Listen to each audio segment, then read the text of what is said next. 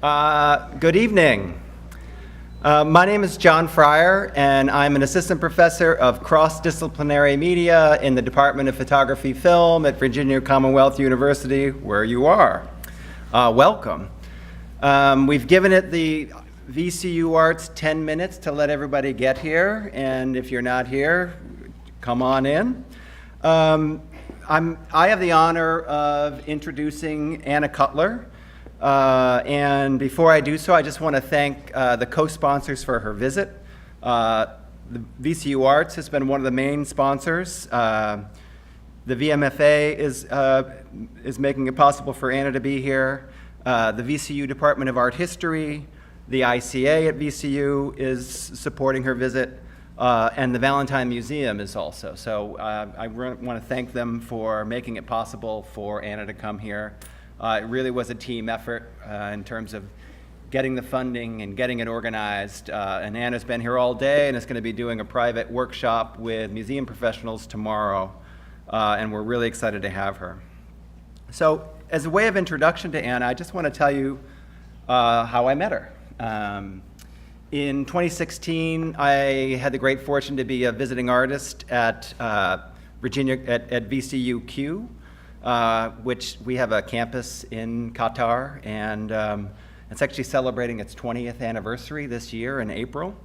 And when I was a visitor there, I was there in March, and I was there for 2 weeks, and it happened to correspond with an event that happens in Sharjah, which is part of the UAE, called the March Meeting. And it alternates with the Sharjah Biennial, which is one of the longest running contemporary art biennials in the Middle East. And so I attended this event, the March meeting, and when I go to an event, I sit down. I usually sit like in the third or fourth row or second. I like to be in sight of the speaker. And I was sitting next to somebody who was from England, this woman named Anna. And in the process of, we were talking about the things that were in the schedule and all of the various things we were going to see. And the director of the March meeting, Hur Al-Qasimi from the Sharjah Art Foundation, introduces a speaker and welcomes us. And then William Wells, who runs the townhouse in Egypt, starts to introduce this woman from the Tate Modern, and he basically read her bio. He said Anna Cutler is the director of learning at Research and Tate.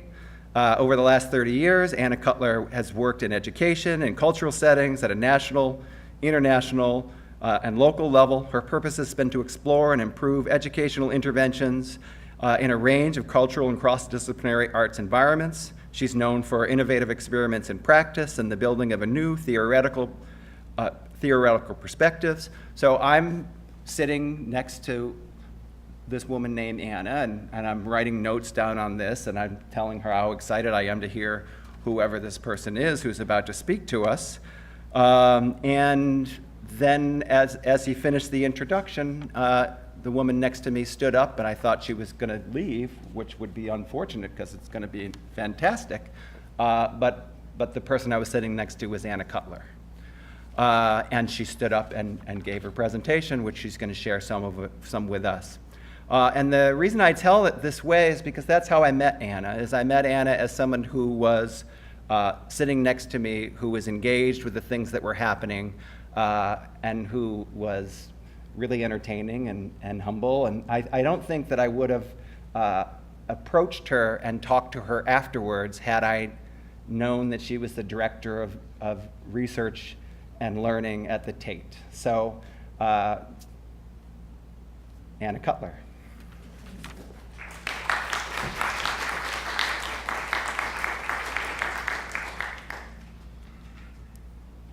I promised to remember to turn that on. Have I turned that on? Yeah? Okay. Hello, thanks very much. Now I'm on. Thanks very much for that, John. I'm going to do I've been asked to kind of give the history of Tate Exchange and talk a bit about it tonight. And it took 10 years to get together, so I'm just going to do the highlights. And I might kind of speed through some bits and pieces depending on how this all goes. So to begin with, I thought maybe it might be useful to know a little bit about me. So I've been at Tate now for nearly 12 years. I plan to stay for 3, but interesting things started to happen. I'm responsible for the learning teams strategically across, we have 4 sites, Tate Modern, Tate Britain, Tate Liverpool and Tate St Ives, which are around the country, and 2 in London. But I'm responsible programmatically for the 2 London sites, and I started in 2006 as the head of interpretation and education, and I became the director, the first director they'd have for learning in 2011, I think. And my responsibility was to bring the departments together. And then I think about 2 weeks ago, I was made the director of research as well for the entire institution. So I'm just getting my head around that at the moment to find out what that looks like and what that needs to look like in the future. So this is actually an image of Tate Modern. It doesn't obviously look entirely like that. And that's, I have an office both, well, I don't really have an office. I kind of wander between the different sites. So I'm going to talk about Tate Exchange, and just for the first bit, I'm going to read a few notes, just so that I get the kind of fundamentals in the right place and in the right order. And the title came from somebody actually in marketing who came to one event that we had, and there's something interesting happening in Tate Exchange that is both sort of practical, functional, but there is a texture in it. And I said to her, well, what do you think it is? What do you think it is? And she said, you know, she'd come to count people, but she said to me, love is in the air, love is in the air. And I thought, okay, what's going on? So that's kind of where we're going to head. So in September 2016, we opened this new space and a programme of activity, both at Tate Modern and at Tate Liverpool. And over 100,000 people took part in a wide range of debates, workshops, happenings, explorations into art, with a further 200,000 connecting online. And this is the programme, and the space is known as Tate Exchange. And we expected a tiny fragment, to be honest, of that kind of engagement. So Tate Exchange is an open experiment and an exploration into artistic practices and processes with the public. It draws together a range of methods, offering a civic space for dialogue and a platform to test and trial new ideas and emergent thinking. It aims to look at the value and the role, or the roles, of that art can play in society, and it seeks to be relevant and attendant to current local, national and international concerns, as well as to connect the art and ideas held within the gallery. It aims to create a closer relationship between the institution and the public, as well as attending to new ecologies of practice between the institution and other organisations whose work is central to the project. In doing so, it's intended to open up all of these processes for public and peer critique. And if you're thinking that sounds like quite a lot of things to be trying to have a look at, I think you'd probably be right that it might seem unfeasibly large, and perhaps we hadn't quite understood the amount of things that we were planning to do at the time, but they all seem to have come to pass. But the ambition was to create a platform, and it was prompted by research that we undertook in 2006, which reflects on the shifting public attitudes and behaviours towards education and to public institutions that's definitely been happening in the UK for many years. And I would say, of course, it's a kind of international trend, and I can come to that in a bit. The ideas were part of the catalyst for the development of Tate Exchange, but it was also grounded in the 10 years of work within the institution, the changes that happened, across disciplines, and also from externals. And 2 notable people I really want to mention are Sheila Wright and Jonathan Robinson, who actually helped us form some of the design of the programme in the early stages, which was really useful to us. So it's a space for collaboration, to test ideas, discover new perspectives on life through art. It's an opportunity for the public to join in with and sometimes shape activity, to generate ideas and debate, tackle complex and relevant issues of our time in an open public forum. The programme involves a range of international artists and outside organisations, and we call these people the associates. We've got 63 of them, and they range from those at the Open University to tiny organisations like Tourette's Hero, which is 2 people. And they've explored over the time, and certainly in the first year, from ideas from education to identity, space, exclusion, well-being, migration and money. In all projects, both talking and making have stood out as really combined features that have prompted an unexpected conversation that is intimate, institutional, cross-organisational, extra-institutional, civic in its effect. This unexpected conversation and the conditions that have created it are much of what I want to head towards today, where art and ideas have been a springboard in what appears to be a collective will for making shared meaning. In its first year, Tate Exchange took the theme of exchange itself as its initial exploration of artistic practices, and we had it in 3 phases. So the first phase, my team programmed, the learning team, that was about setting the debate. The second phase, that happened from January through to May, was about the associates kind of responding and giving insight into that debate. And the third phase was about research that had taken place underneath all of that, that actually was about reflecting on and discussing what our findings were from that. And we've changed it this year as an experiment. That didn't really work so well for us. We've extended the second part, and next year we're going to blend everything together. So it's just one programme that all of us share. So there's no us and them. So really what we're trying to do this year is to kind of consolidate what happened last year. The things that didn't work, we've tried to stop. The things that did work, we're trying to do more of, as well as connect to the programme that happens across Tate, the curatorial programme, so that we're starting to have a better conversation about what that might look like, and they're responding to our programme and our themes, and we're responding to theirs. And it's actually set up a really fantastic conversation between the 2 teams, and a really intimate form of practice in which we are looking at how new things are emerging through our different kind of frames of reference coming together. So it's a really exciting time for us, and really thrilling that it's been got together. I thought it might be useful for us to just go through what the values are of Tate Exchange. So that for us, these are about trust, respect, sense of generosity, curiosity, waiting for it, risk is really important to us, and open, which I know doesn't really sound like a value, but those are the kinds of words that were really important to us. And just to reiterate the purpose, it's about rethinking the relationship with the public, about opening up the museum to new ways of working both within and with different publics, and to make sure it was a common and inclusive space, and that participatory practice was at its heart. But what we knew was that actually, if we wanted to make these changes and this new space, we probably had to change ourselves. And at the time, we were a team of about 60, 55, with 2 other teams, learning teams, that were in Tate Liverpool and Tate St Ives. And I worked with Steve Seidel, who runs the graduate education programme, MA programme in arts and education at Harvard, and he helped us put together a kind of way of looking at values and kind of establishing what they were, making sure that we lived them out in our programme, stopping those that didn't, making sure that the public could identify what those things were, accounting for them, and kind of distributing that through research practice, and then starting again.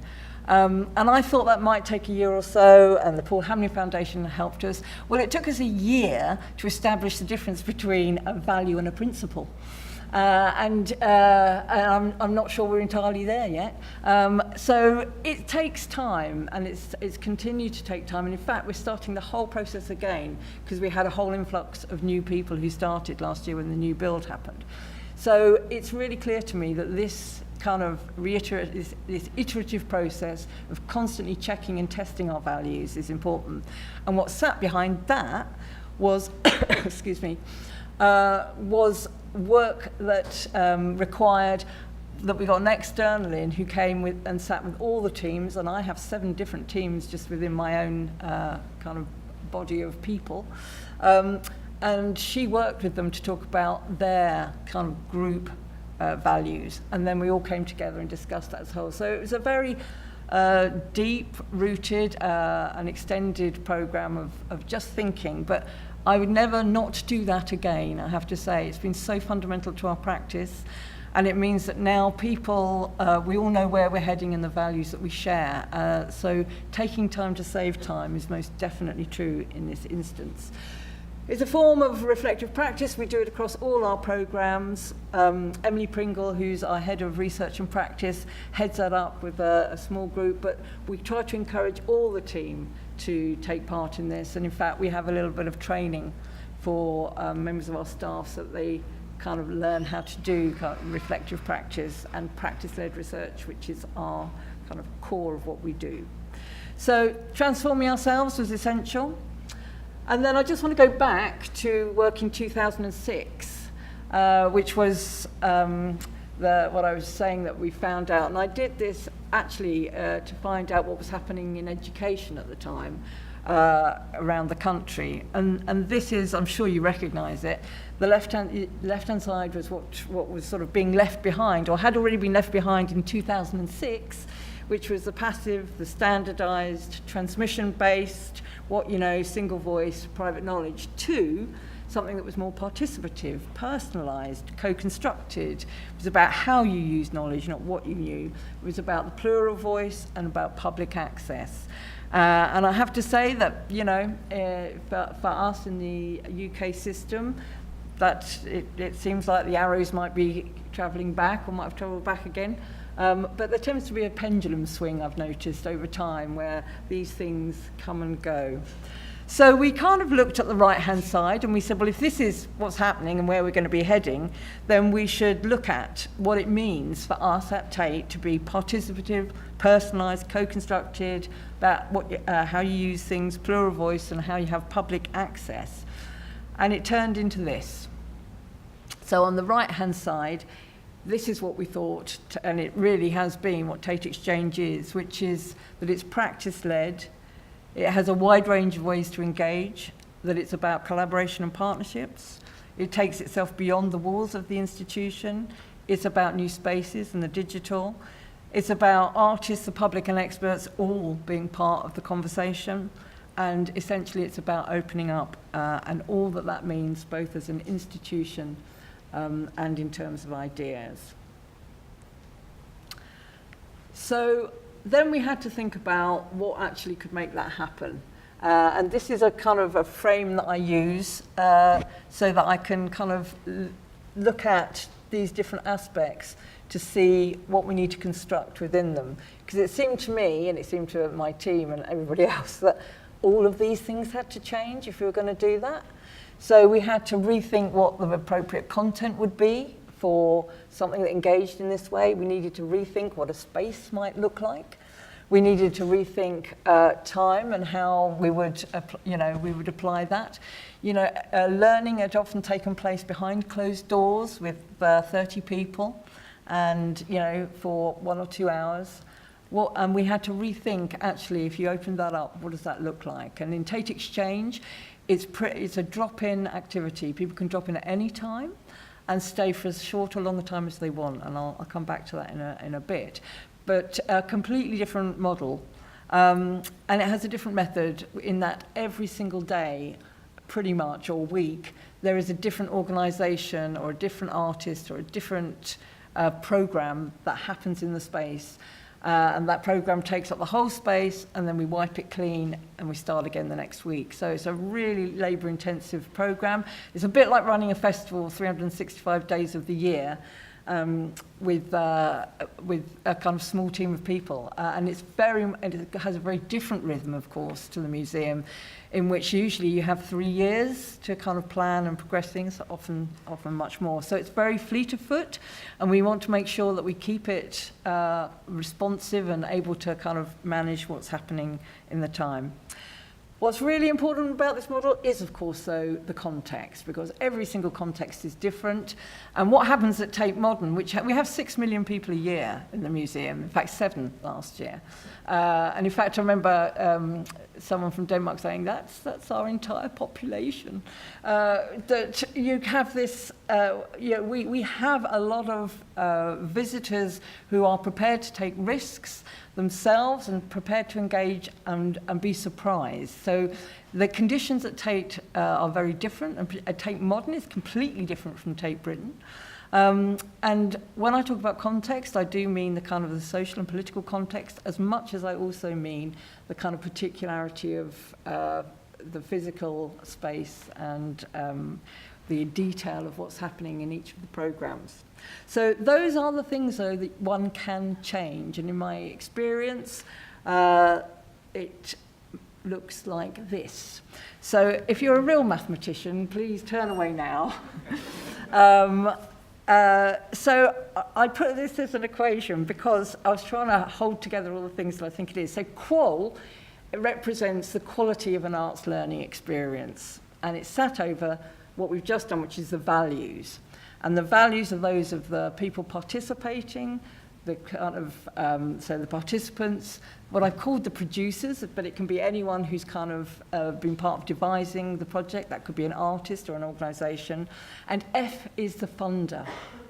And because often the values of the funder might not always be those of the participants or of the producer, but actually that's what gets aggregated when you do a project.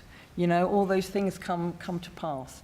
And then to the right-hand side, we have the space-time content and method that has a sort of multiplicatory effect. So, you know, it's the space, you know, times the time, times the content. All of those things matter.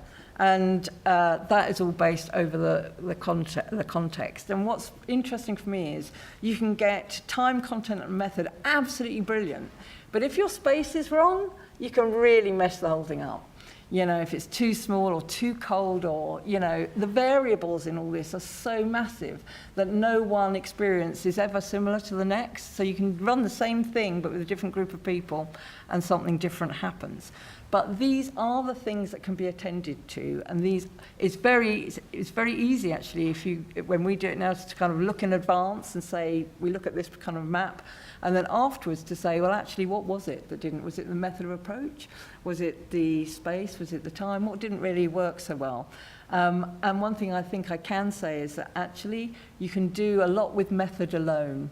That you know, the sort of social method or the pedagogical method, the way in which you treat people in the room can often carry, with a good wind behind you and some generosity, a lot of other things that might not be working so well. So for me, there probably should be an integration sign there, because really it's the integration of all these things. The closer you can get these things aligned, including the values, the better quality experience the people participating and us tend to receive, because it's that everyone is setting out on the same journey to the same end. Does that make sense? I thought then it might just be useful for me to just go through some of the images so you get a sense of what Tate Exchange is about. So as I said, it's a different program that kind of happens every week. It's a very large space. It's the whole of level 5 in the Blavatnik building. So that's an entire level given over to learning in a museum, which is unusual. And it also takes place in the galleries at Tate Liverpool, where so they're closer to the art, but we try to make sure that it's a kind of figure of 8 and not just a destination that you can't leave. One of the things that is really apparent in the space is one of the things that really works incredibly well is that people have started, and people did it without being told to do it, so it's incredible. They kind of started to zone the space or kind of create a choreography through the space, learning from each other. So one associate would do something one week, and the next week people would learn from that and start to build on it. And we've had every single kind of program, from this pop-up school to a kind of an installation piece that might be from an artist trying to pursue a certain idea.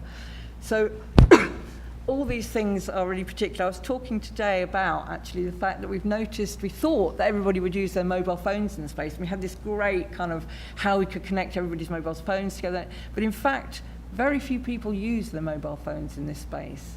It seems to be the one thing that they don't do very much. And in fact, they seem to be very keen to do hands-on making unless they are actively hacking, which is what they did last time. And we had a session actually where people were invited to give over their, to show just how easy it is to have your life and your profile kind of exposed. So this is a whole wide range of activity. These are often groups of people who might come in and take on the space. So for example, we had a dance, or a group of dancers from the Netherlands who just happened to be there, who asked if they could respond to the dance piece that they'd seen, and we said yes. The piece there was about everybody made little paper boats for every person who's died in their journey across the seas to migrate. So everyone made that, and that was a very profound and emotional experience for people.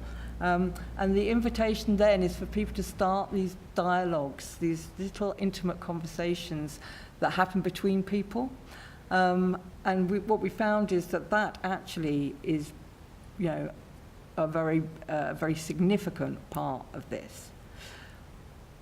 I thought I would just move on to kind of some of what the findings are.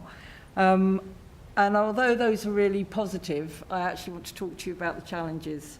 So I'll start with the space, because the space has been amazing, but actually it's very difficult it's a kind of complicated space, and it's new to people, so people don't entirely know what to do with this space. When they come into it, they don't know how to approach it.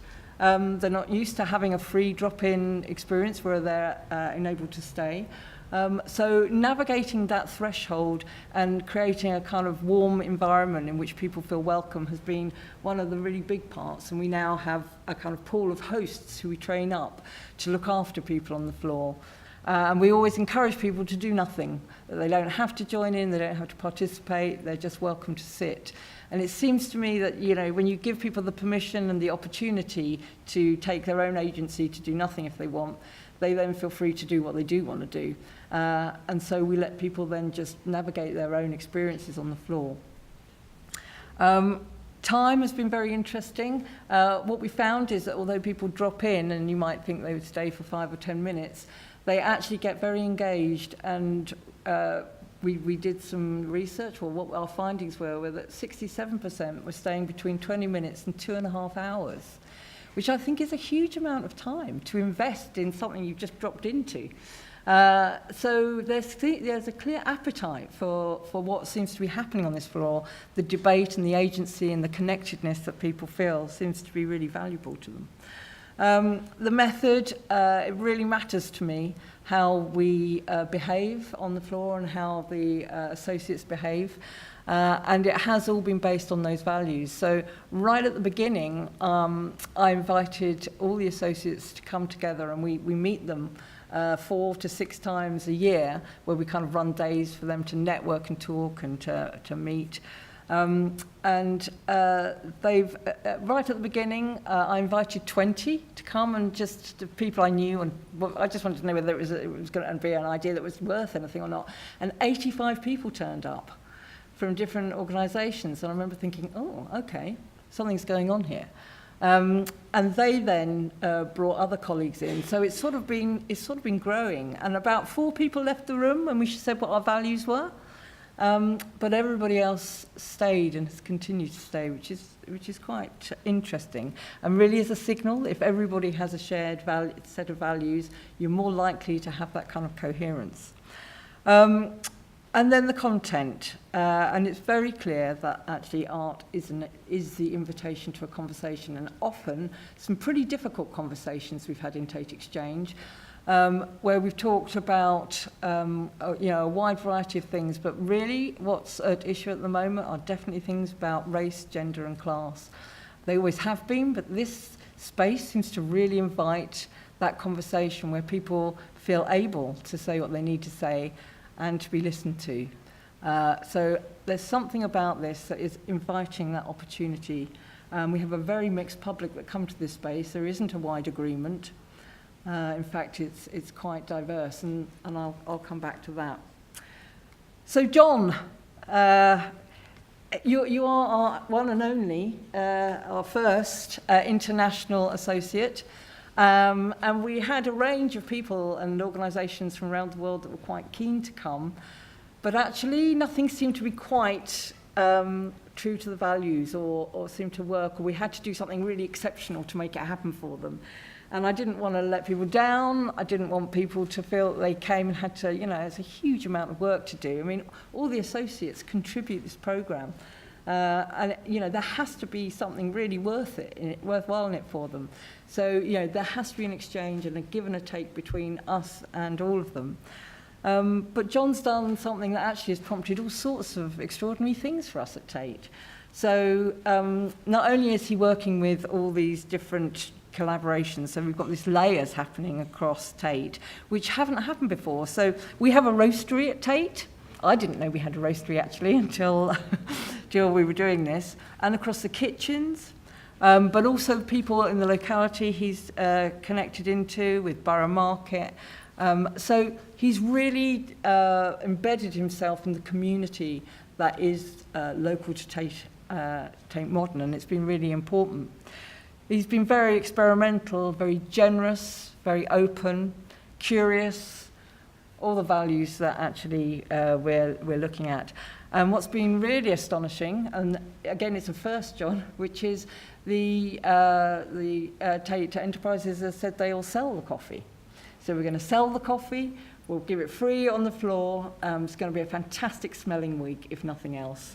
So we're looking forward to it.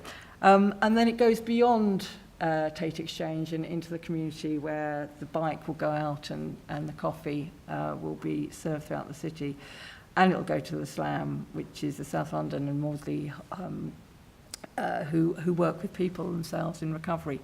So a fantastic example of actually it not, so long as it makes sense as a programme true to what we're trying to do, it's really, for us, then it becomes a project that we can take on. I'm just going to talk a little bit about the research evaluation and what I call the 3 frames. So we have this year-round evaluation programme, and evaluation and research is really core to the programme that we do, the learning programme at Tate, and I care very passionately about it, that we have a question behind all of our programmes so that we know why we're doing what we're doing. So my sense is that anyone should be able to come into any of our programmes, and it should be explicit and open, and we should be able to account for what we're doing. And that actually we need to know from the detail to the bigger picture of what that means for people. And that means that the team are constantly having to be very demanding of themselves in terms of thinking forwards about what that should be and how they can change it and improve it all the time. We also do specific research projects with the associates. So we have quite a few universities, but it's not just the universities, but everybody is looking to see what is happening when you do this program, and some people are focusing on space and some people are focusing on the method. So everyone is kind of having a deep dive into some of this and what the practices, the pedagogic practices are, and some people what the aesthetics of pedagogy are. So it can be really, it's been one of the very interesting things is that what looks like an apparent mess going on is in fact some brilliant learning. So organised chaos, not always a terrible thing. At the same time, there's an expectation of what something should look like in a museum or in an art institution, and those are the kind of questions that are very interesting at the moment. And then there are three other ways I think it's quite interesting to look at Tate Exchange. And space, time, content, method, I've already described to you, so that's one of the frames I use to actually look through it. But the other two I think might be useful. And the first is reflective equilibrium. And that actually is an idea that comes from John Rawls, who's a sort of political theorist.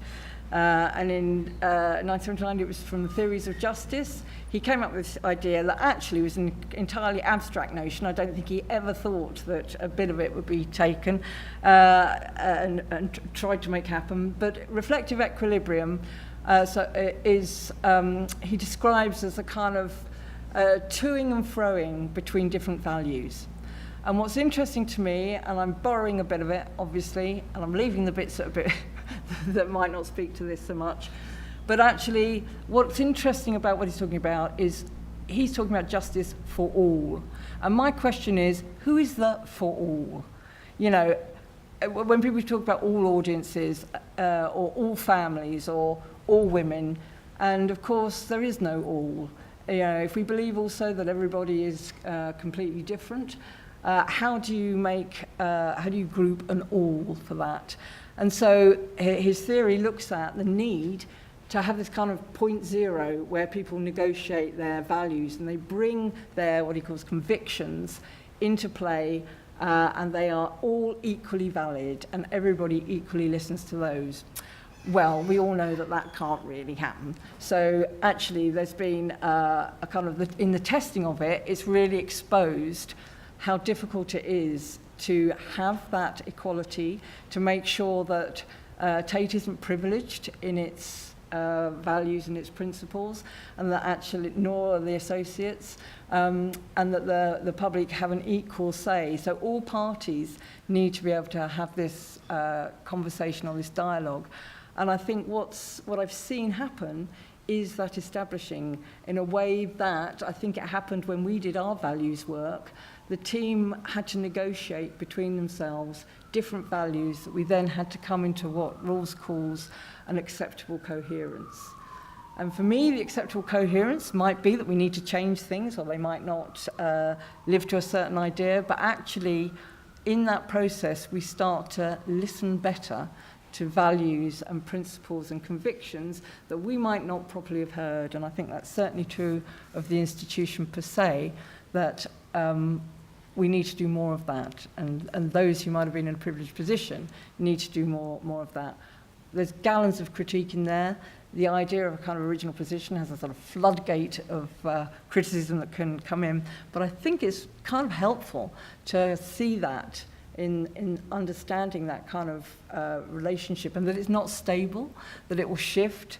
And for me, that means we all have to move into this, into Tate Exchange, in a position where we're prepared to change our minds, where we are prepared to learn, in fact. So maybe learning is really at the core of this as a kind of fundamental or kind of core value, and it kind of speaks to all the other values and the preparedness to change.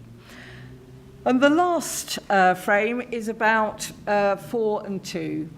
And I think it's not necessarily a new conversation, but it might be new to the space. So I think often in institutions we've been asked to speak for, and in fact I think it's in some of our things that we're responsible for children and young people and for the public, and you're responsible for doing these things. And that's a very unhelpful totalizing idea where, I can't be responsible for every child. In fact, someone said to me, you're responsible for all children who come to Tate. And I kind of go, really? God, that's a bit scary. All of them. I don't know where they live. But I can be responsible to the idea that they have an equal opportunity to be in the space and to learn with art. So it's the two bit that kind of matters to me. And I was thinking about Lucy Irigaray has this, she's written a book, she talks about loving to someone, so you don't try to own, you don't have an ownership of it.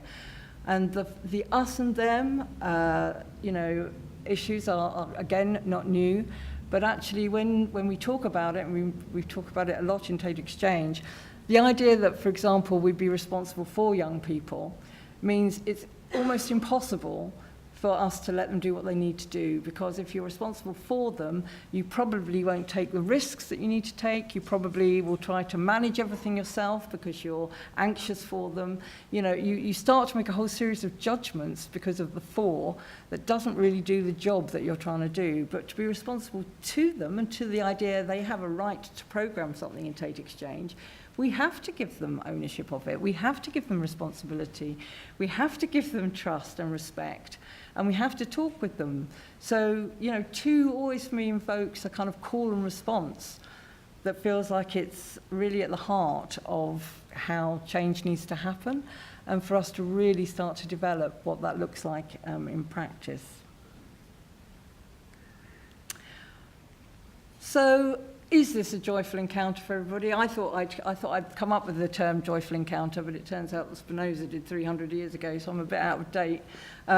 But actually, what we have noticed, well, it's impossible not to experience on the floor, is this huge emotional thing that's going on, and a sense that people want to be in the space and they want to hold on, quite literally, physically at times, sort of hold people or to embrace people, but people also get quite angry through debate and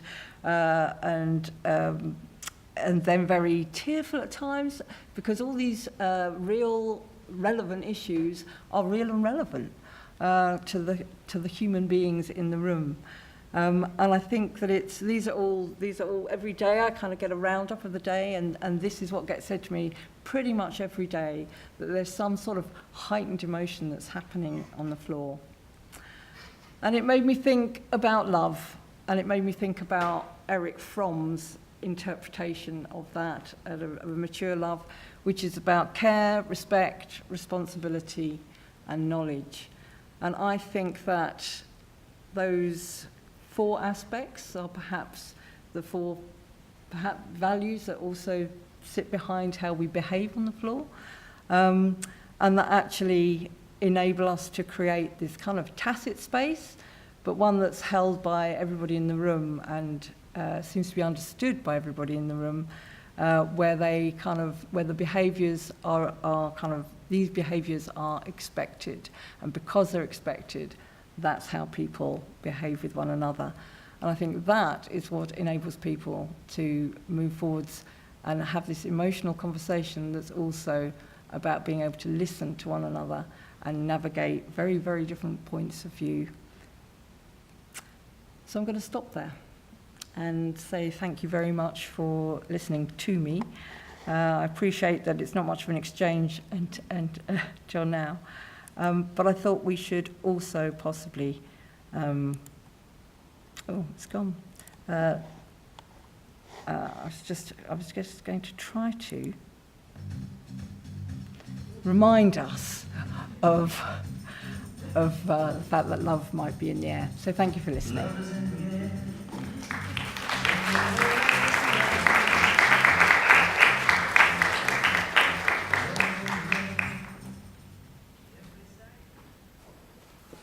Well, if you're willing and able, we'd love for you to take a few questions. Sure. Yeah. We have microphones because we're recording tonight, so if there are any questions, I'll pass a microphone to you. Thank you so much. That was amazing. Thanks so much for being here. Welcome. Does anybody have a question?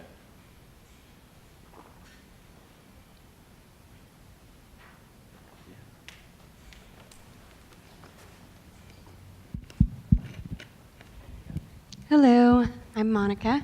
Thanks for being here. And you were just talking about the values of care, respect, knowledge, and responsibility that are on the floor.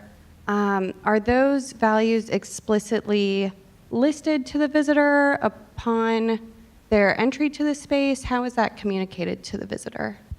That is definitely not written in the space, and I remember walking down the corridor once where it said, talk, listen, learn, And I kind of thought, if you're having to tell me to do that, there's a problem here. So, so no, it's invoked by the programs that we have, and also by the people who kind of host the floor. So the two people in particular who work on this, which is Adiola and Jane, have kind of really worked hard and have had training to kind of figure out what the right invitation is to people and how best to enable people to have that sense. So a lot of it, I guess, is about modelling and about the kind of respectful conversation you have with people. It's about having enough emotional intelligence to know not to approach some people. You know, it's actually quite a sophisticated operation in terms of human relationships. But actually is just fundamental, you know, to get people in a position where they feel able to learn or to participate. For some people, for people who've never been before, that's just like a massive step. Thank you.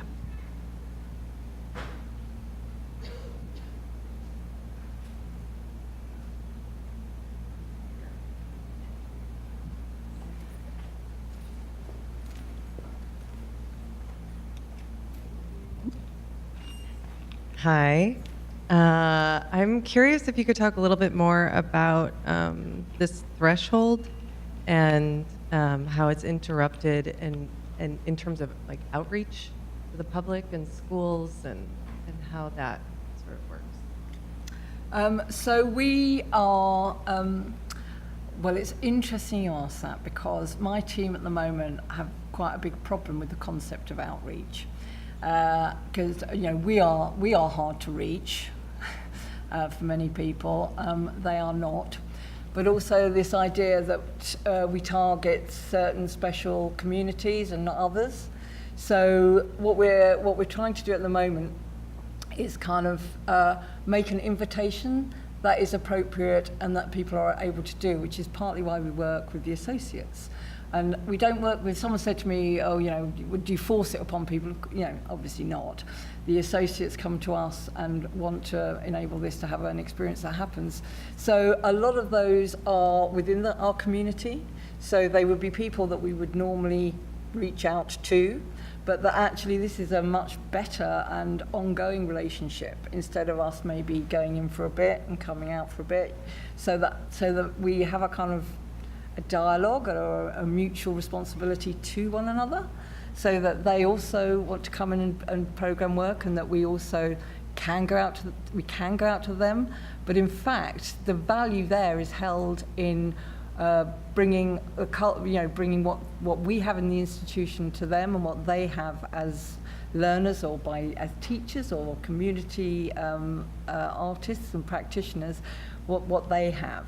So. We do a lot of going out, but we don't use it as a program to go out to people to deliver things. Having said that, we do run a series of programs where people do a lot of that. So our young people's program, for example, often has residencies where they started a pop-up shop in the community. So there are other ways and different programs where we kind of invite that relationship. But for Tate Exchange, the value it has for the associates tends to be that they get to be in Tate and use the space. Does that make sense?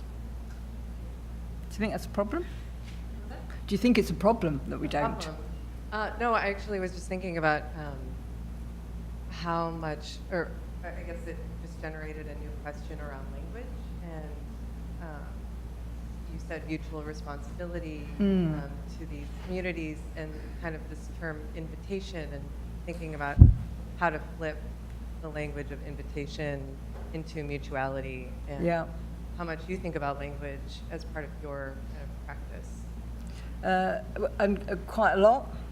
So, so it's an interesting question. What we've been, it's interesting because what we've been asked to do is to make a better invitation. So that's part of it. As yet, well, we have and we do go and are invited to go to activities within the community. So I suppose there's that part of it. But it's interesting to think about what, they're also different, so it's really hard to give different, examples, but what our responsibility is needs to be more ongoing than that one moment in Tate. But that tends to come through different interventions and different networks, I guess. It's worth thinking about them. Thank you. Thank you so much. So I'm kind of curious about, I want to ask you about the critical nature of what you're doing, because I feel like About the what nature? the critical nature of Yeah. what you're doing, because there's something about using aesthetics or acknowledging quality that has sort of a redemptive corrective to the cultural conditions that we live in. And so you lightly use the word love, but actually often artistic institutions are executing some kind of cultural critique. And we usually think of that as something that's like cutting things into parts and looking at it more closely. But the idea that you wouldn't necessarily cut up the world in parts and look at more closely or analyze it in journalistic, scholarly approaches, but you not only spill over into this healing, it makes you think of healing wounds, what happens, there can be beautiful aspects of that. And so I'm just sort of fascinated that the constellation of gestures that you're making as an educator bleeds over into really a critique of research, almost as well. A critique of institutions, but not so much as this critique of the authoritative voice, if that makes sense, asking like, well, why are you doing things this way? And prove it to me, show me the data, or give me your report, like the funder would say. But it's actually from the ground up, from like groundswell, rather than sort of this other, maybe the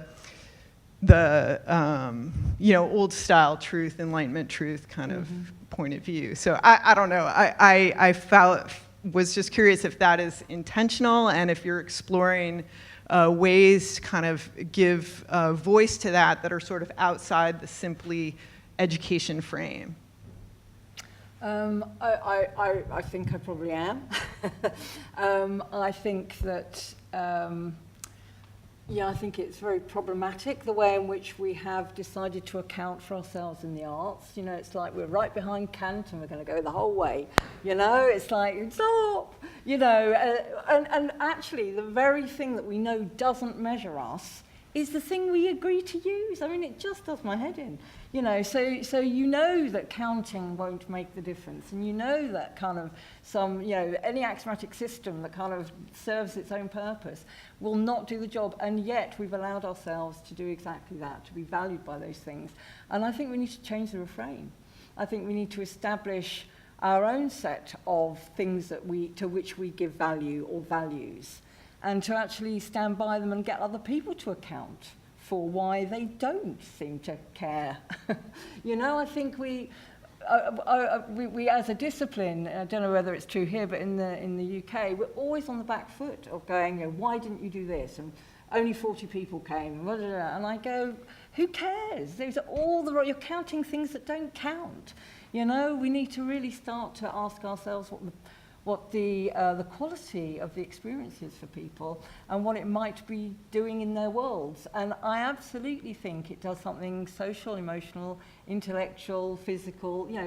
None of those things can really be separated. I know we have, but and we see it. So I'm very interested in how we start to remeasure or find ways in which we talk about how we rethink valuing what we do and the values of what we do.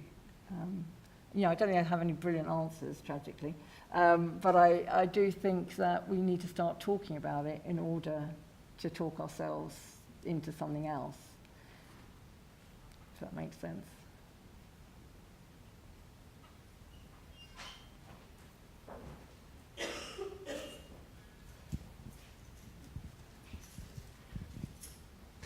Thanks.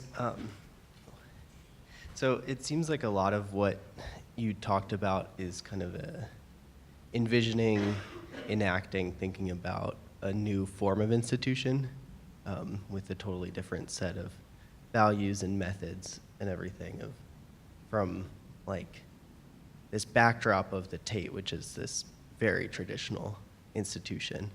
So I was wondering, like, at a very basic level, are the people you're engaging with in this Tate Exchange then engaging with the larger institution? And then at a more complex level of like, is this new radical institution you're envisioning, is it affecting that large traditional institution in any way, or is it trying to, or Yeah. kind of just how that's working How it's together? playing out. How's it going for me? So it is about rethinking what the institution might be, and it is about doing that with colleagues. And it actually has started a conversation that is, you know, you can't take up a whole floor of one of the biggest, you know, arts venues and not be saying something. And so it's been, and actually quite a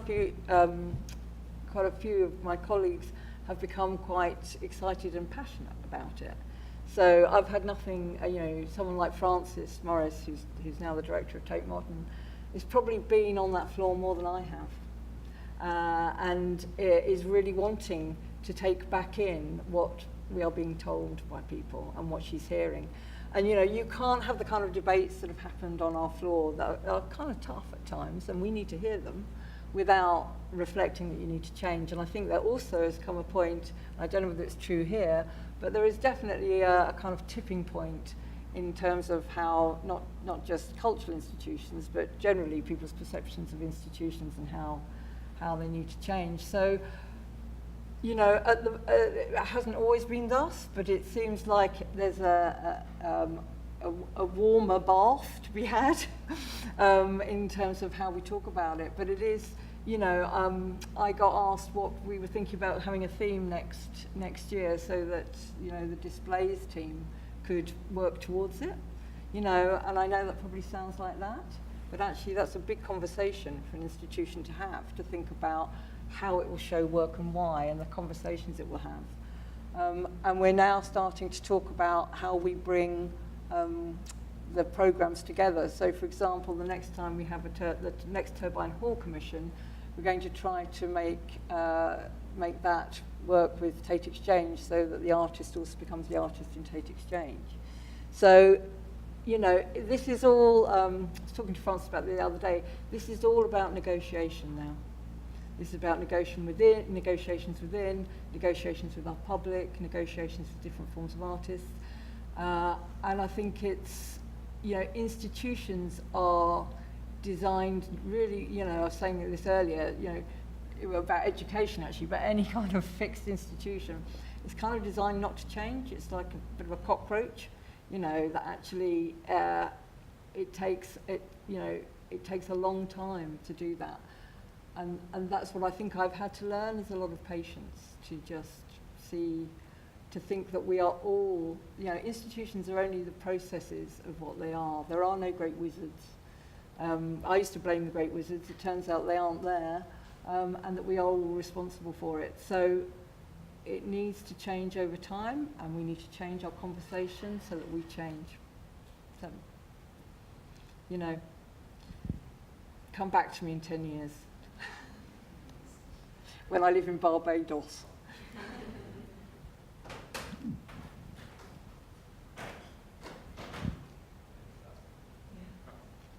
Still on? Hello? Oh, hi.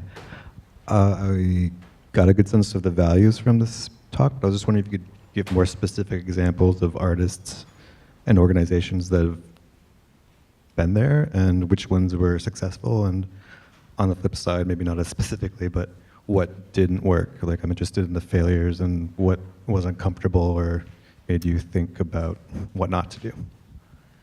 Yes, yes. So things that, well, you know, I'm just thinking, so because I've been thinking about them recently, So Tourette's Hero, which is 2 people, one of whom has Tourette's, really have managed to not just put on the most incredible event that used the whole space really intelligently, really understood how people would enter, where they would go, had sort of focus zones, all for children. So that day, children absolutely took over that space, but it had a really strong aesthetic to it that they had created, very simple and very interesting. And they also trained up the staff so that people knew how to work with people, and they actually did that across the whole of Tate. So, you know, we're incredibly fortunate to have those kind of people coming in. So those work really well. Making works really well. Everybody is desperate to make. You know, they're desperate to make, they're desperate to talk about the lack of creativity in their lives, even people you don't think would be interested. People who kind of give a range of access points so that people can come in and do something very simple and draw people in through that really works. What really doesn't work is something that is perhaps, shall we say, a little self-serving, or that kind of speaks to itself and not to a broader public. What we've seen happen on this floor is the kind of the cross-generational aspect to it. So people who planned to have something for adults and discovered that it was 90% children that turned up. It's been really fascinating, and has changed actually the programming that my team does in relation to that. So my team has stopped working kind of for. There's always been an argument that you need to work to different age groups, and they've kind of started doing much more of this, because a really brilliant idea will work with, you know, well, it's the ultimate universal design, isn't it? But, you know, it started to impact in terms of how they think about what they program, and allowing people to come to it instead of it going to people, if you see what I mean. So people who have not had enough on the floor, that hasn't worked, because, you know, people feel awkward as they come in the space. Music has been absolutely fantastic and a great way of moving in. Dance attracts everybody in. Coffee is really very successful, John. Actually having tea, so I know this sounds so tiny, but it's huge. You know, being able to give a free cup of tea in an institution that charges otherwise, it's a big deal.